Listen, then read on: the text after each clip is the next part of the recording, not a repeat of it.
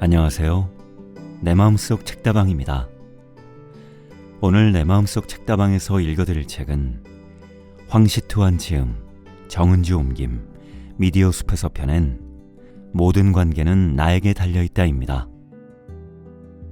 모든 관계는 나에게 달려있다는 10만 수강생의 삶을 변화시킨 심리학자의 마음성장 수업입니다. 저자는 묻습니다. 우리는 왜 반복해서 곤경에 빠지고 마는 걸까? 그건 바로 우리 인생의 패턴과 관련이 있습니다. 인생 패턴이란 소위 말하는 성격 또는 습관으로 그 배경에는 한 사람의 신념이 깔려 있죠. 신념은 사람의 행동을 결정하고 행동은 결과로 이어진다. 우리가 오늘 마주하는 어려움은 과거의 행동이 가져온 결과이며 우리가 가진 신념에 의해 결정된 것입니다. 인간 내면의 고통, 혼란, 실망, 그리고 피로 등은 모두 신념과 관련이 있습니다. 저자는 사람의 운명을 결정짓는 신념을 인생 소프트웨어라고 부릅니다. 만약 이 소프트웨어가 바뀌지 않는다면 삶은 계속해서 과거의 패턴을 그대로 반복하고 만다고 단언합니다. 저자는 인생 소프트웨어 업그레이드 심리 수업을 진행하면서 다양한 삶의 난제와 어려움에 직면한 사람들을 만났습니다. 그는 10만 명이 넘는 수강생들이 자신들이 겪는 어려움 이면의 패턴을 발견하고 나서 새로운 삶을 찾았고 그로 인해 답답한 삶이 개선되었다고 합니다. 저자는 이 책에서 그간 상담한 실제 사례를 들어 설명합니다. 또 각 사례의 심도 있는 분석과 검토를 통해 자신의 내면에 있는 패턴이 어떠한지 탐구하고 알아볼 수 있게 돕습니다. 그러면서 자연스럽게 인생 소프트웨어 업그레이드 과정으로 안내해 줍니다. 나아가 나답게 행복한 인생을 살아갈 힘을 얻을 수 있는 대안도 제시해 줄 것입니다. 그럼 이제 내 마음속 책다방 문을 열겠습니다.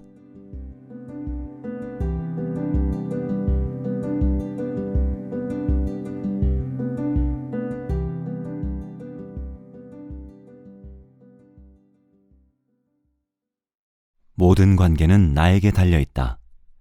황시투한 지음, 정은지 옮김. 1장. 나의 감정 패턴을 돌아보라. 비슷한 일이 반복되는 이유.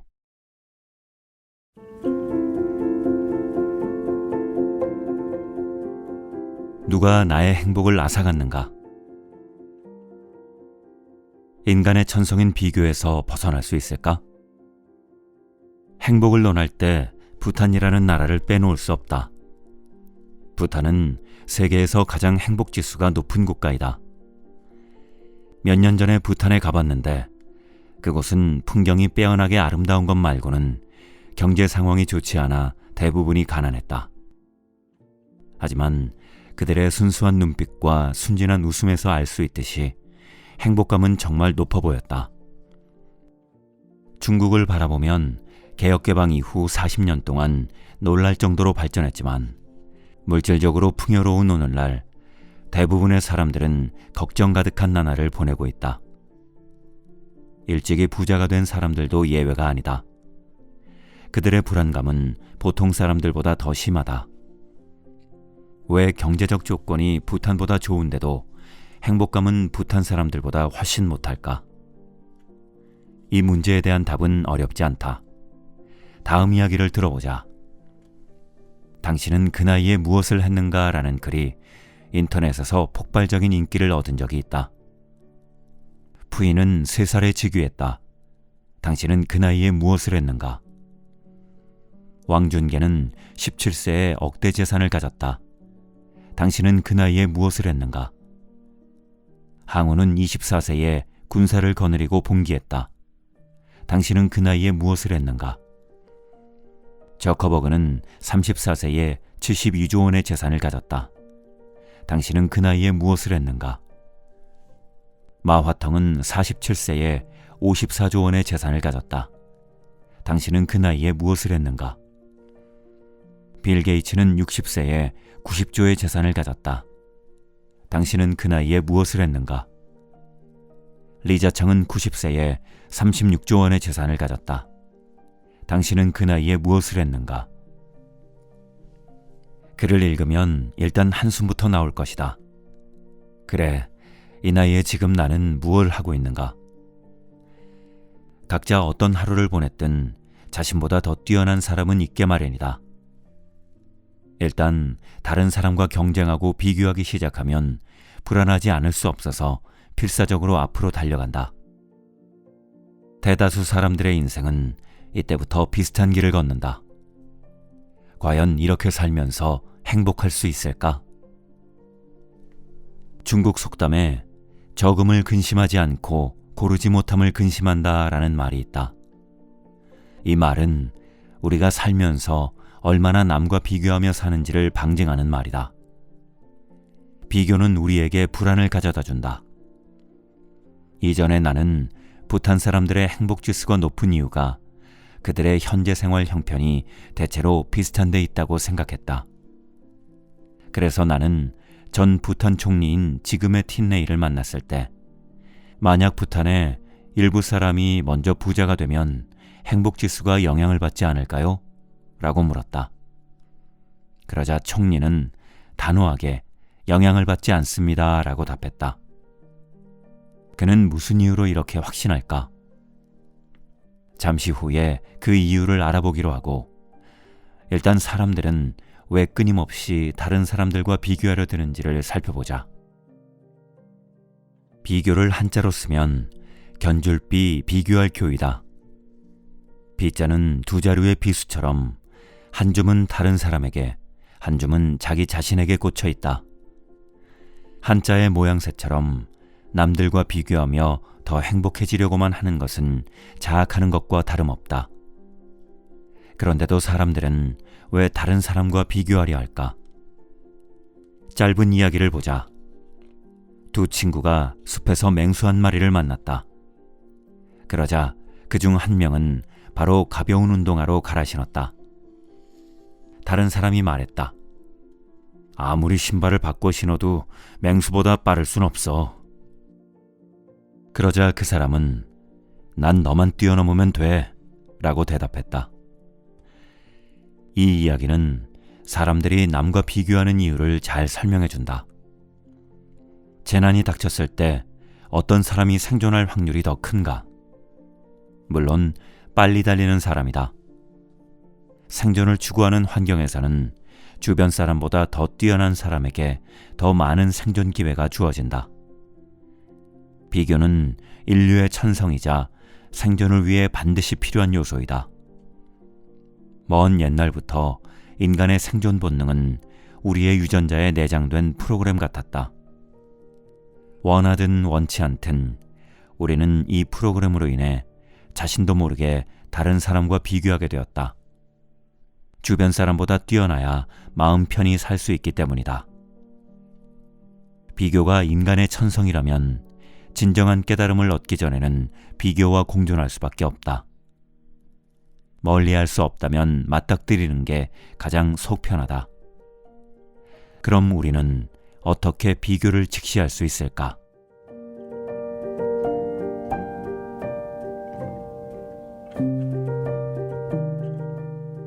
질투하기보다 차라리 부러워하라. 비교할 때 사람들은 일반적으로 부러움과 질투라는 두 가지 감정을 느낀다. 이 두 감정은 각각의 독립된 개체로 보이지만 실제는 남매와 같아서 그 뿌리는 하나다.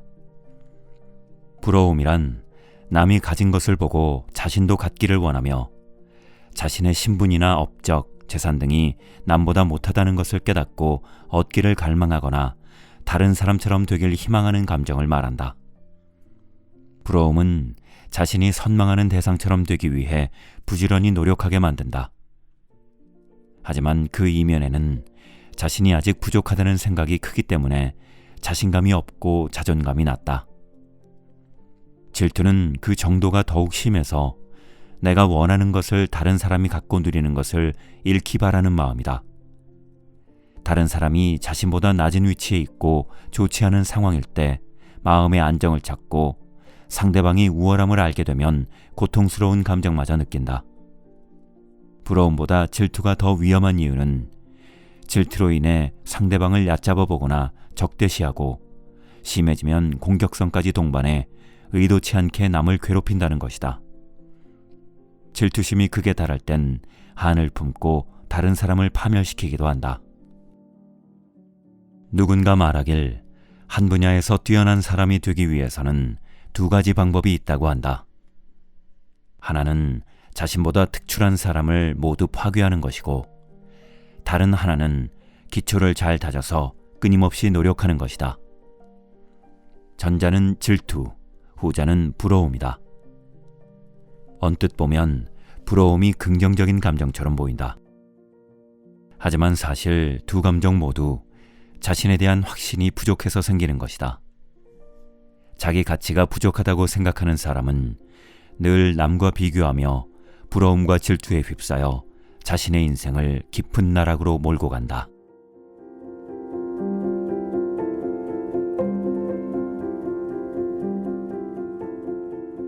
진정한 행복은 외부에서 오지 않는다. 우리가 끊임없이 남과 비교하는 데 익숙한 이유는 자신이 아직 부족하다고 생각하기 때문이다. 스스로 부족하다고 느끼는데 어떻게 행복할 수 있으며 어떻게 행복을 만들 수 있겠는가? 앞서 내가 부탄의 지금의 틴레이 전 총리에게 물었던 질문을 기억하는가? 부탄에서 일부 사람들이 먼저 부자가 된다면 행복지수가 낮아지지 않겠냐고 물었는데, 그때 그는 이렇게 대답했다. 행복해지는 방법에는 두 가지가 있습니다. 하나는 자신을 중심으로 바깥에서 행복을 얻으려고 하는 것으로 자극에 대한 반응을 통해 자신을 만족시키는 방식입니다. 오감을 통해 행복의 원천을 얻는 것이죠. 이런 만족은 외적인 자극으로 얻어지므로 짧을 뿐만 아니라 위험합니다. 다른 하나는 자기 반성을 통해 안정을 얻고 마음의 본질에 대한 이해를 통해 안에서부터 자생하는 만족감과 행복감입니다. 이런 종류의 행복감은 어떤 물질에도 의존하지 않습니다. 부탄의 행복은 후자에서 나오기 때문에 경제발전의 영향을 받지 않습니다. 그의 답변은 정말 완벽했다. 그렇다. 중국은 최근 수십 년간 경제적으로 큰 발전을 이뤘지만 사람들의 정신생활은 그만큼 중시되지 못했다. 절대 다수는 지금의 틴레이가 말한 것처럼 외적인 자극을 통해 자신을 만족시키고 물질적인 풍요로움으로 행복감을 얻는다. 하지만 이러한 행복감은 오래가지 못한다. 바깥에서 행복을 얻으려고 할 때마다 반드시 자신보다 더 나은 다른 사람을 보게 되기 때문이다. 그러면 부러움과 질투가 서서히 기지개를 켜고 일어나 불안이라는 감정을 만들기 시작한다. 그러기에 우리는 진정한 행복을 얻기 위해 내면의 본질을 이해하고 정신적인 만족을 찾아야 한다. 그러면 어떻게 마음의 본질을 이해할 수 있을까? 부러움과 질투의 두 가지 감정을 사건 해결의 실마리로 사용해보자. 질투할 때마다, 경쟁자가 사라지지 않는 게 원망스러울 때마다 부러운 마음을 갖도록 스스로 일깨워보자. 물론 질투를 부러움으로 전환하는 것으로는 해결되지 않을 것이다. 여전히 스스로 자신이 부족하다고 느낄 수 있기 때문이다. 이때 스스로를 일깨우며 자신이 부족한 게 아니라 오히려 더 좋아질 수 있다는 점을 명심해야 한다. 우리의 선조가 살아남기 위해 유전자에 심어둔 비교 프로그램을 발견한다면 이해할 수 있을 것이다. 매일 더 잘 살아야 하는 이유가 생존을 위해 다른 사람과 비교하기 위해서가 아니라 더 나은 자신이 되기 위해서라는 것을 말이다. 이는 보이지 않는 스트레스에서 벗어날 수 있는 방법이다. 마음이 평안할 때 자연스레 행복을 느끼게 된다.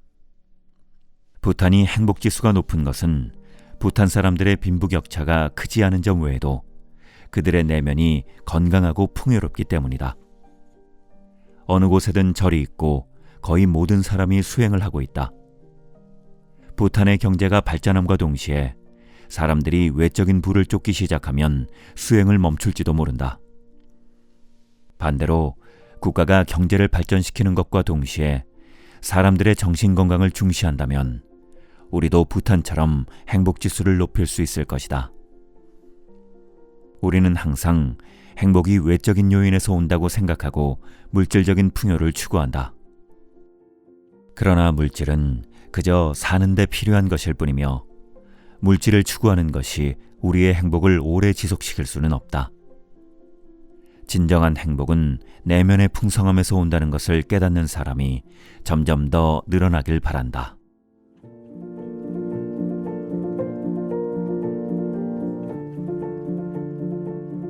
만족과 현실 안주는 다르다. 내려놓음에 대한 오해. 현재 멘토로 활동하는 친구가 있다. 그녀는 박학다식하고 강의도 잘하는 다재다능한 친구다. 하지만 이상하게도 그녀에게 강의를 요청하는 사람이 극히 드물었다. 그녀를 아는 친구에 의하면 그녀는 늘 돈을 빌려서 끼니를 때웠다고 한다. 아무리 친한 친구라도 그녀를 감당할 수 없을 정도였다. 경력 있고 재능 있는 그녀가 밥을 먹기 위해 돈을 빌리다니 이해할 수가 없었다. 나는 그녀를 돕고 싶었다. 당신은 왜 자발적으로 강의를 개척하지 않나요? 나의 물음에 그녀가 무슨 대답을 했을지 짐작이 가는가? 그녀는 이렇게 대답했다. 꽃이 향기로우면 나비가 저절로 날아오기 마련이잖아요. 그런데 왜 굽신거리며 나를 알려야 하죠? 주변에 이런 사람이 한두 명쯤 있을 것이다. 그들은 언제나 자신이 처한 상황에 대해 변명한다.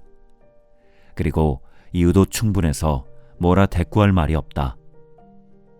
책을 많이 읽고 해박한 사람일수록 이유는 더욱 무궁무진하다.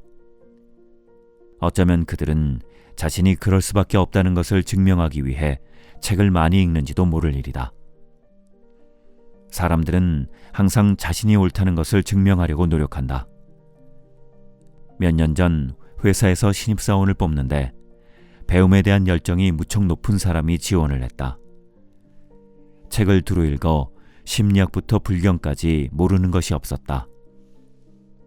처음에 우리는 모두 그를 매우 좋게 봤으나 1년이 지나도록 그는 여전히 아무런 실적이 없었다. 결국 그의 직속 상사가 해고를 고려하게 되었다. 나는 안타까운 마음에 신입사원을 찾아가 얘기를 나눴다. 그런데 그의 말을 듣고 나는 할 말을 잃었다. 대표님이나 저나 모두 부처의 가르침을 따르는 사람이지 않습니까? 실적에 집착할 이유는 하나도 없죠. 얼마나 버느냐에 대해서는 일찌감치 마음을 내려놨습니다. 나는 젊은 그를 그저 바라볼 수밖에 없었다. 그의 발언은 그야말로 부처의 가르침에 대한 일종의 모독이었다. 공부하는 걸 좋아하는 나는 교육계에서 20년간 몸담으며 세계 각지를 돌아다녔다. 세계 곳곳을 다니다 보면 경험하며 체득할 것들이 무궁무진하기 때문이다.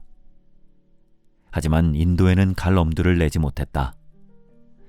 내가 아는 여러 친구들이 인도에서 돌아오면 사업을 접고 젊은 나이에 세속을 떠나 이전에 벌어놓은 돈만 까먹으며 생활했기 때문이다. 더군다나 사지 멀쩡한데도 가족에게 의존하며 마치 어딘가 병든 사람처럼 살면서 이를 내려놓음이라고 명명한다. 나는 아무래도 인도에는 속세 음식과의 단절을 가르치는 과정이 있는 게 아닌가 의심이 들 정도였다. 그러던 내가 50살이 되던 해 용기를 내 인도를 방문할 일이 생겼다. 그곳을 다녀와 느낀 것은 몇몇 사람들이 수행을 빌미삼아 도피할 명분으로 인도를 찾았다는 것이다.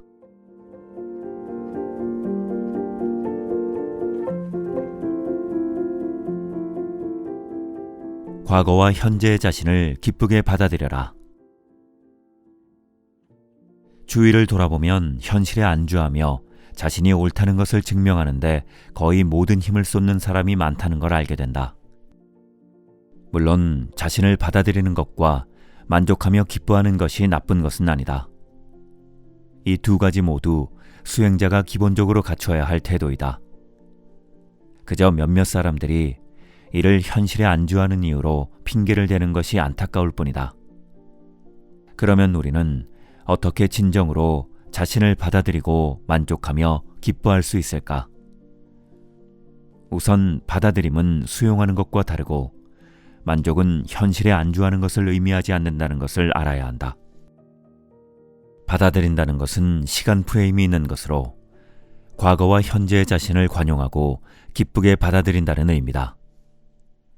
미래에 대해 개방적인 자세를 갖고 앞으로 더 나아질 수 있다고 믿고 노력하는 것이다. 받아들이는 대상은 사람이며 과거의 내가 어떻든 상관없이 아무것도 되지 않더라도 나를 받아들이며 좋아하고 스스로 더 나아지기 위해 쏟은 노력을 높게 평가하는 것이다. 그러나 받아들이는 대상이 일이라면 결과가 좋지 못했던 행동에 대해서 끊임없이 수정하고 개선하며 발전시킨다. 또한 만족할 줄 아는 것은 지금 내가 가진 모든 것에 감사하고 자신에게 주어진 모든 자원을 누리고 그 가치를 드러낼 수 있게 하는 것이다. 만족할 줄 아는 것은 현실에 안주하는 것도 아니고 그렇다고 과거에 스스로를 가두고 그 자리에 멈추는 것도 아니다. 오히려 미래에 대한 희망을 품고 적극적이고 주체적으로 살아가는 삶의 자세를 말한다. 반면 현실에 안주하는 태도는 현재의 것에만 만족하고 진취적인 것에 대해 생각하지 않으며 지금 있는 곳에 멈춰서는 수동적인 삶의 자세이다. 지금 가지고 있는 모든 것이 나의 기초이고 내 삶의 터전이기 때문에 그것을 부정하고 거부하는 것이 아니라 받아들이고 감사해야 한다. 감사하는 마음으로 지금 주어진 모든 것을 소중히 여겨야 비로소 자신의 영역을 넓히고 인생을 더욱 아름답게 만들 수 있다.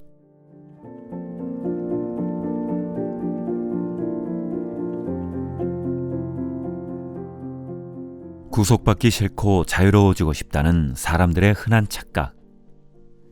자유를 위해 결혼도 직장 생활도 거부하는 사람들. 한 수강생과 이야기를 나누던 중 나는 그녀가 경영에 재능이 있다는 것을 알게 되었다. 하지만 그녀의 꿈은 강사였다. 나는 그녀에게 왜 경영자가 아닌 강사가 되려고 하는지 물었다. 저는 자유로운 걸 좋아하고 통제당하는 것을 싫어합니다. 회사에는 여러 규칙이 있을 텐데 강사가 되면 하고 싶은 것을 하고 하기 싫은 건 안 하면 되니 얼마나 자유롭습니까? 그녀의 말을 들으니 몇 년 전 한 회사에 파견받아 교육을 받고 돌아온 직원 2명이 퇴사했던 일이 떠올랐다. 퇴사 이유는 강의를 듣던 그녀와 비슷했다. 자유를 찾고 싶어 족쇄와 같은 회사 생활을 떠나 프리랜서가 되려고 한다는 것이다. 이런 현상은 심리훈련 업계에 특히 많다. 이런 이유로 강사가 되길 선택하는 예도 적지 않다. 인생 소프트웨어 업그레이드 수업에서 나는 결혼 문제로 40 가까이 된 여성과 상담을 한 적이 있었다. 그녀는 가정과 사회에서 결혼에 대한 압박을 받아 머리로는 결혼해야겠다고 생각하지만 잠재의식 속에서는 결혼에 대해 매우 큰 저항심을 느끼고 있었다. 결혼을 일종의 구속으로 여기며 통제당하고 싶지 않아 했다. 그래서 의식과 잠재의식 사이에서 끊임없이 갈등하고 있었다. 점점 더 많은 젊은이가 자유를 잃는 것이 두렵다는 이유로 결혼을 거부한다. 또 구속받는 직장 생활이 지겨워 취직을 하는 대신 창업을 선택하기도 한다. 창업을 할 때마저 남들과 동업하는 건 역시 얽매이는 일 같아 차라리 혼자 헤쳐나가려 한다. 이런 논리라면 결혼하면 자유를 잃게 되고 일하면 자유가 없어지고 협업해도 묶여버리는 것이다. 설마 이들은 자유를 단지 자기가 하고 싶은 대로 하는 것이라고 생각하는 것일까? 여기까지 생각하다 나는 죽음의 수용소에서를 쓴 빅터 플랭클의 관점이 떠올랐다. 그는 로고 테라피를 주창한 유대계 정신과 의사이다. 그는 이렇게 말했다. 매일 죽음과 마주해야 하는 나치 수용소에서도 나는 자유로웠다. 나는 매 순간 선택할 수 있었기 때문이다. 외부 상황을 선택할 수 없다 해도 나는 어떤 태도로 그것을 마주할지 선택할 수 있었다. 왜 어떤 사람은 결혼하거나 협업하면 자유가 없어진다고 생각할까? 반대로 어떤 사람은 사면초가의 상황에서도 고개를 들면 철창만 보이는 수용소에서도 마음은 무엇보다 자유로울 수 있을까? 도대체 자유란 무엇일까? 우리는 어떻게 자유를 얻을 수 있을까?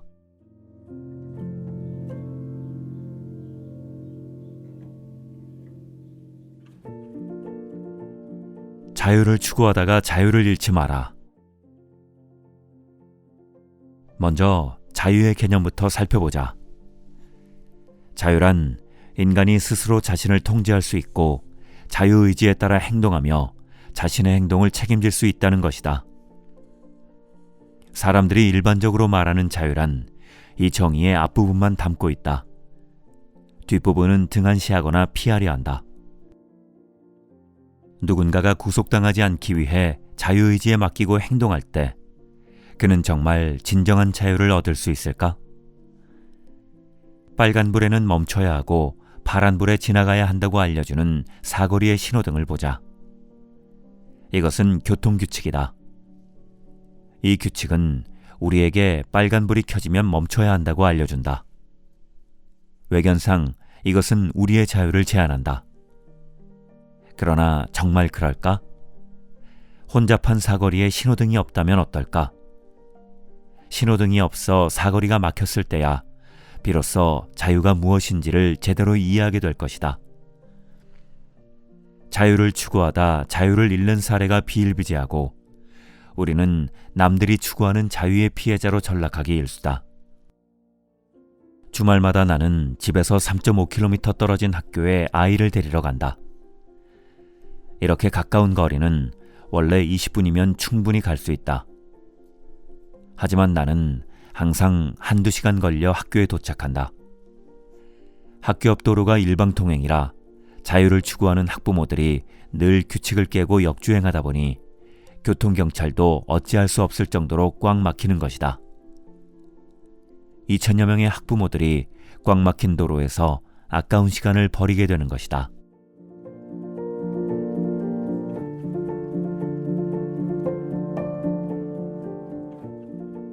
실제 자신을 가로막는 것은 내면의 한계다.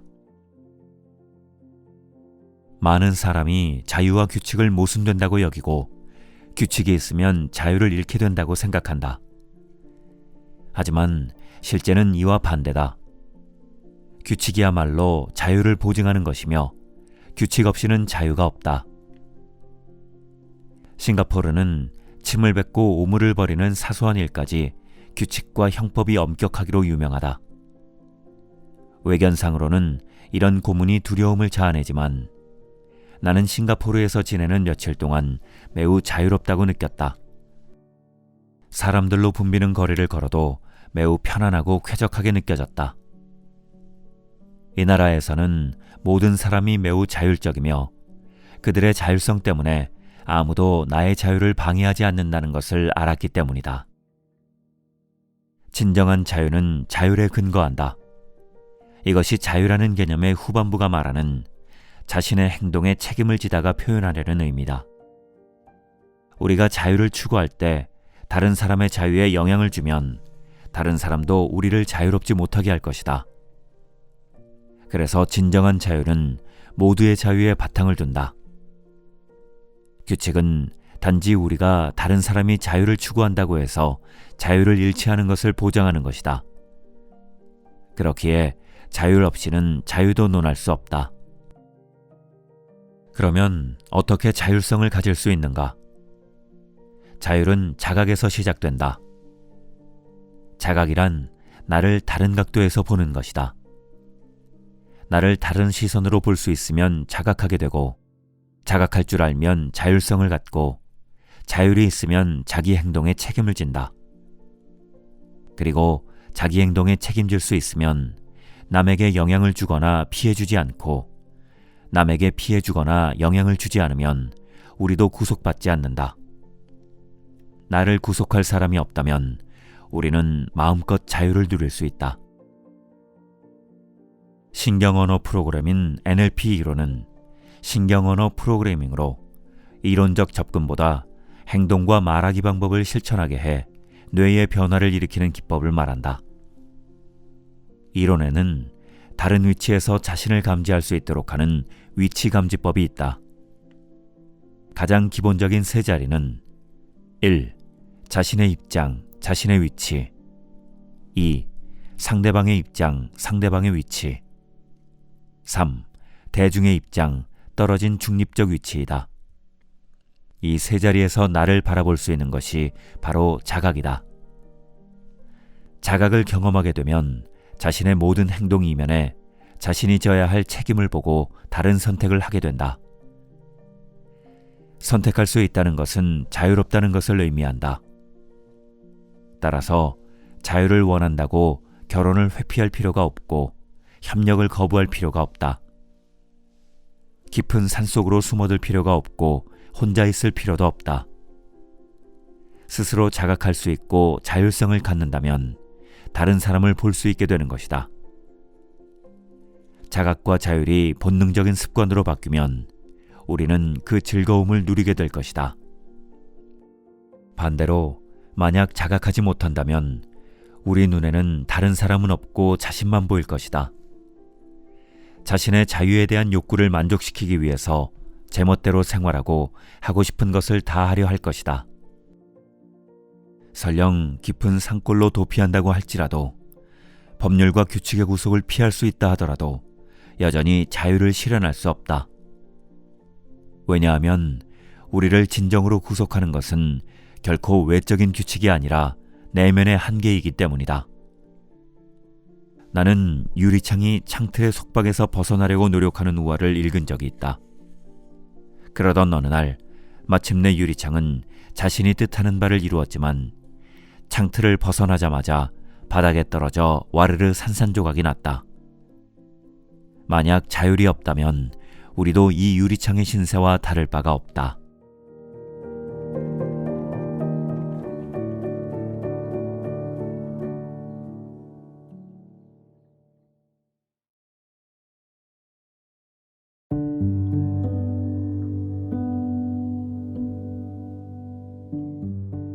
이제 내 마음속 책다방 마칠 시간이 되었네요. 오늘도 함께 해주셔서 감사합니다. 저는 다음 시간에 새로운 책을 가지고 다시 인사드릴게요.